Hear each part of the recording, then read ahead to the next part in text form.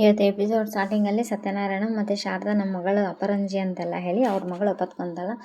ನಾನು ಹೇಳಿಲ್ಲ ರೀ, ನಮ್ಮ ಮಗಳದ್ದು ಯಾವುದೇ ತಪ್ಪಿರಲ್ಲ ಅಂತೆಲ್ಲ ಹೇಳಿ ಅಂತೆಲ್ಲ ಹೇಳಿದ.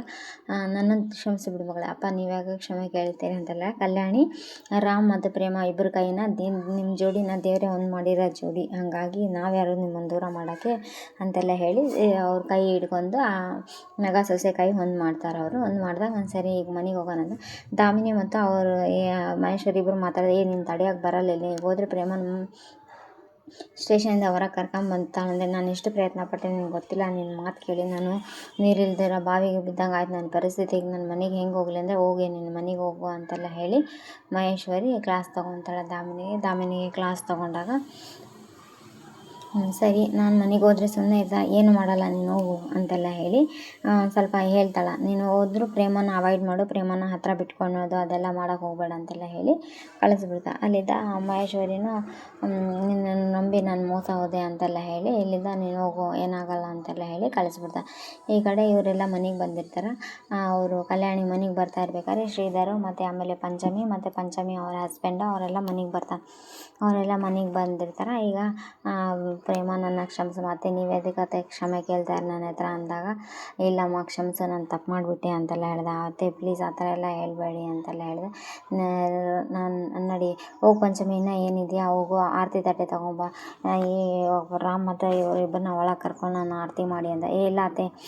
ಅದೇ ಟೈಮಿಗೆ ಮಹೇಶ್ವರಿ ಬಂದು ಇಲ್ಲ ನನ್ನ ಪ್ರಾಣ ಹೋದ್ರು ನಾನು ಇವತ್ತು ಈ ಪ್ರೇಮನ ಮನೆ ಹೊಸಲು ದಾಟಕ್ಕೆ ಬಿಡಲ್ಲ ಅಂದೆ. ಸುಮ್ಮನೆ ಇರಿ ಅಂತೆಲ್ಲ ಹೇಳಿದೆ. ರಾಮ್ ಅಮ್ಮ ನೀನು ಒಬ್ಬಳೇ ಕ್ಷಮಿಸಮ್ಮ, ಎಲ್ಲರೂ ಕ್ಷಮಿಸಿದಾರ ಅಂತೆಲ್ಲ ಹೇಳಿದೆ. ಇಲ್ಲ ನಾನು ಮಾತ್ರ ಕ್ಷಮಿಸ ನನ್ನ ಪ್ರಾಣ ಸುಮ್ಮನೆ ಇರಿ, ಅತ್ತಿಗೆಗೇನೋ ಹುಷಾರಿಲ್ಲ, ಯಾಕೆ ಹಿಂಗೆ ರಗಳೆ ತೆಗಿತೀಯಾ ಅಂತೆಲ್ಲ ಹೇಳಿದೆ. ಸುಮ್ಮನೆ ಇರಿ ಅಂತ ಶ್ರೀಧರ ಹತ್ರನೂ ಜಗಳ ತೆಗಿತಾರೆ. ಯಾರು ಏನೇ ಹೇಳಿದರೂ ಕೇಳೋಕೆ ರೆಡಿ ಇರಲ್ಲ, ನಾನು ಮಾತ್ರ ಒಳಗೆ ಬಿಡಲ್ಲ ಅಂತೆಲ್ಲ ಹೇಳಿದೆ. ಪಂಚಮಿ ಆರತಿ ತಾರೆ ತಗೊಂಡು ಬಂದಿರ್ತಾರೆ.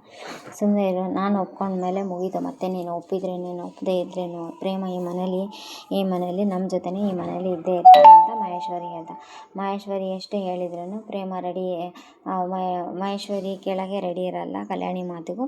ಆವಾಗ ಅದೇ ಟೈಮಿಗೆ ಅವರು ಕಲ್ಯಾಣಿಯವರು ಪ್ರೇಮನ ಕೈ ಹಿಡ್ಕೊಂಡು ಮನೆ ಒಳಗೆ ಬಾಮ್ಮ ಅಂತೆಲ್ಲ ಹೇಳಿ ಕೈ ಹಿಡ್ಕೊಂಡು ಬರ್ತಾ ಇರೋದು ನೋಡಿ ರಾಮ್ ತುಂಬ ಖುಷಿ ಪಡ್ತಾನೆ. ಪ್ರೇಮ ಅಂತೂ ತುಂಬ ಅಂದರೆ ತುಂಬಾ ಖುಷಿ ಪಡ್ತಾ ಇರ್ತಾನೆ. ಇವ್ರ ಮನೆ ಹೊಸಲಿ ದಾಟಬೇಕು ಅನ್ನೋ ಟೈಮ್ ಒಳಗೆ ಇವಾಗ ಇಲ್ಲಿದ್ದ ಕಾರಿಂದ ಅಲ್ಲಿ ಒಂದು ಕಾರ್ ಬರುತ್ತೆ. ಕಾರ್ ಬಂದಾಗ ಮಾದೇವ ಮತ್ತು ಕಾವ್ಯ ಇಬ್ಬರು ಬರ್ತಾರೆ. ಕಾವ್ಯ ಅತ್ತೆ ಅಂತ ಹೋಗಿದ ತಕ್ಷಣ ಅವರಿಬ್ಬರು ಬಂದಿದ್ದು ನೋಡಿ ಖುಷಿ, ನನಗೆ ಈಗ ಹೆಂಗೋ ಅರ್ಧ ಜೀವ ಆಯಿತು, ನೀವಿಬ್ಬರು ನೋಡಿದ್ಕೊಳ್ಳಿ ನನಗೆ ಪೂರ್ತಿ ಜೀವ ಬಂತು ಅಂತೆಲ್ಲ ಹೇಳಿ ಅವರು ಕಲ್ಯಾಣಿಯವರು ತುಂಬ ಅಂದರೆ ತುಂಬ ಖುಷಿ ಪಡ್ತಾ ಇರ್ತಾರೆ.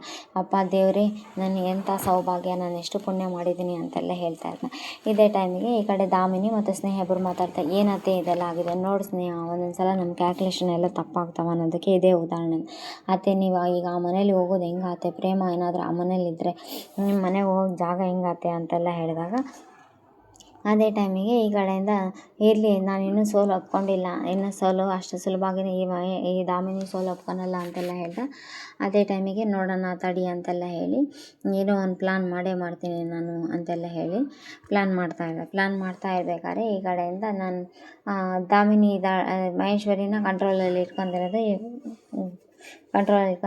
ಇದು ನೋಡು ಎಷ್ಟಾದ್ರೂ ನನ್ನ ಆಟನೇ ನಡೆಯೋದು, ಆ ಪ್ರೇಮಂಗೇನು ಸೋಲು ಕಟ್ಟಿಟ್ಟು ಬುತ್ತಿ ಅಂತೆಲ್ಲ ಹೇಳಿ ಅದೇ ಟೈಮಿಗೆ ಅವರು ಕಲ್ಯಾಣಿ ಗಂಡ ನೋಡಿರ್ತಾರಲ್ಲ ಶ್ರೀನಿವಾಸ್ ಅವ್ರನ್ನ ನೋಡಿರೋ ದಾಮಿನಿ ವಿಲನ್ ಫೋನ್ ಮಾಡಿ ನಾನು ಆ ಕಲ್ಯಾಣಿ ಗಂಡ ಶ್ರೀನಿವಾಸ್ ಅವ್ರನ್ನ ನೋಡಿ ಏನು ಅದು ವೀಡಿಯೋ ಕಳಿಸಿದ್ದೆಲ್ಲ ಅಂದರೆ ಆ ವೀಡಿಯೋವನ್ನು ಅಲ್ಲದೆ ಮೇಡಮ್ ನಾವು ಕಣ್ಣಾರೆ ನೋಡಿದ್ವಿ, ಅವ್ರು ಬದುಕಿದ್ದಾರೆ ಅಂದೆ. ಅವ್ನು ಬದುಕಿದ್ದಾರೆ ಅಂತಂದರೆ ಇನ್ನೇನೋ ಮಾಡ್ತಾಯಿದ್ದೆ, ನಾನು ಹೇಳಿರೋ ಕೆಲಸ ಮಾಡಿ ಮುಗ್ಸೋಕ್ಕೆ ಬರಲ್ವೇ ಅಂತೆಲ್ಲ ಹೇಳ್ತಾ ಹೌದಾ ಅಂತೆಲ್ಲ ಹೇಳಿ ಸರಿ ಮೇಡಮ್ ಅಂತೆಲ್ಲ ಹೇಳ್ತಾರೆ. ಆಯಿತು ಇನ್ನೊಂದು ನಮಗೇನು ಪ್ರಾಬ್ಲಮ್ ಇಲ್ಲ, ಇನ್ನು ಕಲ್ಯಾಣಿ ಗಂಡ ಶ್ರೀನಿವಾಸ ನಮ್ಮ ಕಂಟ್ರೋಲಲ್ಲಿ ಇದ್ದಾನಲ್ಲ ಅಂತೆಲ್ಲ ಹೇಳಿ ಸ್ಮೈಲ್ ಮಾಡ್ಕೊತ ನಗ್ತಾ ಇರ್ತಾರೆ. ಇವ್ರು ನಗ್ತಾ ಇರಬೇಕಾದ್ರೆ ಈ ಕಡೆ ಮಾದೇವ ಮತ್ತು ನೀವು ಬಂದಿದ್ದು ತುಂಬ ಖುಷಿ ಆಯಿತು ಕಣಮ್ಮ ನನಗೆ ಅಂತೆಲ್ಲ ಹೇಳಿದಾಗ ಅದು ಅತ್ತೆ ಅಂತೆಲ್ಲ ಹೇಳಿ ನೀವು ಆರಾಮಿದ್ದೀರಿ, ನೀವು ಹೇಗಿದ್ದೀರಿ ಅಂತೆಲ್ಲ ಕೇಳ್ತಾರೆ. ನಾನು ಆರಾಮಿದ್ದೀನಿ ಕಣಮ್ಮ, ಇವತ್ತು ನಾನು ಇಬ್ಬಿಬ್ಬರು ಸೊಸೆನ ಮನೆ ತುಂಬಿಸ್ಕೊಂಡು ಸೌಭಾಗ್ಯ ನಂದು ಅಂದಾಗ ಇಲ್ಲ ಅತ್ತೆ ನೀವು ಬೇಕಾದರೆ ಪ್ರೇಮನ ಮನೆ ತುಂಬಿಸ್ಕೊಳ್ಳಿ, ನಾನೇ ಪ್ರೇಮನಿಂದ ದೂರ ಇದ್ದುಬಿಡ್ತೀನಿ ಅಂತೆಲ್ಲ ಮಾದೇವ ಬೈದರೂ ಕೂಡ ಇಲ್ಲ ಈ ಪ್ರೇಮನಿಂದ ನಾವು ಅನುಭವಿಸಿರೋ ಶಿಕ್ಷೆ ಅಷ್ಟಿಷ್ಟು ಅಲ್ಲ, ನಿಮಗೆ ಗೊತ್ತಿಲ್ಲ ಅಂತೆಲ್ಲ ಹೇಳಿ ಗಂಡನ ಮಾತು ಅತ್ತೆ ಮಾತು ಯಾರ ಮಾತು ಕೇಳಲ್ಲ, ಇವರೇ ಮನೇಲಿ ಇರಲಿ ನಾನೇ ಹೊರಗೆ ಹೋಗ್ತೀನಿ ಅಂತ ಕಾವ್ಯ ಅಂದಕ್ಕೆ, ಬೇಡ ಅತ್ತೆ, ರಾಮ್ ಪ್ರೀತಿ ಮತ್ತು ನಿಮ್ಮ ಆಶೀರ್ವಾದ ಇದ್ದರೆ ಸಾಕು, ನನ್ನ ಜೀವನ ನಡೆಸ್ತೀನಿ ಅಂತೆಲ್ಲ ಹೇಳಿ ಪ್ರೇಮ ಅಲ್ಲಿಂದ ವಾಪಸ್ ಹೋಗ್ಬಿಡು. ಪ್ರೇಮ ವಾಪಸ್ ಹೋಗ್ತಾ ಇರೋ ಟೈಮಿಗೆ ರಾಮ್ ನಿಂದ್ರು ಪ್ರೇಮ, ನೀನು ಒಬ್ಬಳೇ ಅಲ್ಲ, ನಿನ್ನ ಜೊತೆ ನಾನು ಇದ್ದೀನಿ, ನಾನು ಬರ್ತೀನಿ ಅಂತೆಲ್ಲ ಹೇಳಿ ಅವರಿಬ್ಬರು ಹೋಗ್ಬಿಡ್ತಾರೆ. ಅವರಿಬ್ಬರು ಹೋಗ್ತಾ ಇರಬೇಕಾದ್ರೆ ಕಲ್ಯಾಣಿ ಮನಸ್ಸು ತುಂಬ ಬೇಜಾರಾಗುತ್ತೆ, ಮಾದೇವನಿಗೂ ತುಂಬ ಬೇಜಾರಾಗುತ್ತೆ. ಅದೆಲ್ಲ ಬಿಟ್ಬಿಡಮ್ಮಿ ಕಾವ್ಯ ಅಂದರು. ಕಾವ್ಯ ಕೇಳೋಕ್ಕೆ ರೆಡಿ ಇರಲ್ಲ ಅದನ್ನೆಲ್ಲ, ಆದರೂ ಹಠ ಮಾಡ್ಕೊಂಡು ಅಲ್ಲಿಂದ ಹಾಗೆ ಹೋಗ್ಬಿಡ್ದೆ. ಹಠ ಮಾಡ್ಕೊಂಡು ಹಂಗಿದೆ ಹೋದಾಗ ಎಷ್ಟೇ ಹೇಳಿದ್ರು ಕೇಳೋಕ್ಕೆ ಮನಸ್ಥಿತಿನಲ್ಲಿ ಕಾವ್ಯ ಇರಲ್ಲ. ಇದು ಆದರೂ ಪ್ರೇಮ ಮತ್ತು ರಾಮ್ ಇಬ್ಬರು ಮನೆಯಿಂದ ಆಚೆ ಹೋಗ್ಬಿಡ್ತಾರೆ. ಆಚೆ ಹೋದಾಗ ಈ ಕಡೆ ನೆಕ್ಸ್ಟ್ ಎಪಿಸೋಡ್ ಬರುತ್ತೆ. ನೆಕ್ಸ್ಟ್ ಎಪಿಸೋಡ್ ಬಂದಾಗ ಹಲೋ ಪ್ರೇಮ ಅಂತೆಲ್ಲ ಮಾವ ಅಂತಂದರೆ, ನಾನು ದೇವಿಪುರಕ್ಕೆ ಬಂದಿರೋ, ಯಾಕೆ ಮಾವ ನೀವು ಅಲ್ಲಿ ಬರೋಕೆ ಹೋದೆ, ದೇವಿಪುರ ತುಂಬ ದಾಮಿನಿ ಅವ್ರ ರೌಡಿಗಳೇ ಇರೋದು ಅಂತೆಲ್ಲ ಹೇಳಿದಾಗ, ಏನೋ ಕಣಮ್ಮ ಅಲ್ಲಿ ಕಾವ್ಯನ PG ಮುಂದೆ ಇದ್ದಾಗ ಹೇಳಿದರು, ಈಕೆಗೆ ಕಲ್ಯಾಣಿಗೆ ವಿಷ ಹಾಕಿದ್ರಂತ, ಅದೇ ತಡೆಯಲಾರ್ದ ಬಂದಿರೋ, ಬೇಡ ಮಾವ ನಾವು ಬರೋವಾಗ ಅಲ್ಲೇ ಇರೋದೆ, ಇಲ್ಲಿ ರೌಡಿ ಚಾಕು ಹಾಕಕ್ಕೆ ಬನ್ನಿ